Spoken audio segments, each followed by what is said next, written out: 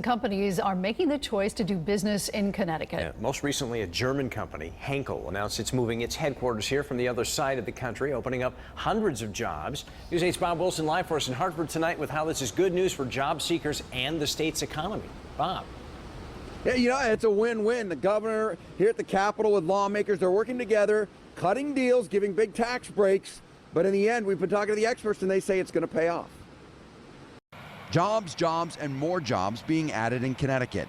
Military contractor Sikorsky, Pratt Whitney, and Electric Boat keeping and adding jobs. Now the German company Henkel announcing they will relocate their corporate headquarters from Arizona to Connecticut, bringing 266 new jobs to our state. They manufacture soaps and beauty products and adhesives, a wide range of products that will bring a wide range of jobs. These are sales and marketing positions, these are R&D positions, these are testing positions, product testing. So in my view, on the upper end of the food chain. And it makes a lot of sense. Connecticut will give Henkel up to $25 million in tax breaks. This on the heels of $220 million in state incentives to keep the 8,000 Sikorsky jobs here in Connecticut.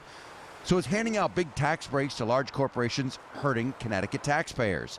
Eric Chen, a professor of business administration at the University of St. Joseph, says it's a win-win for everyone. We'd like to have those highly educated people in our communities, right? Because those are the ones who make the more money. Those are the ones that spend more money in the economy. All right, so it comes back in that way. So while Connecticut is trying to create an economic environment in which these large corporations can thrive, just across from the LOB here in Hartford, you have major corporations that have been around a while, like Aetna and Travelers. And the question is, at the end of the tax year, are they going to be coming to lawmakers looking for a tax break to see what they can do to improve their position? We have to deal with all these things on a case-by-case basis, and clearly our commitment is to maintain good-paying jobs here, and we have to.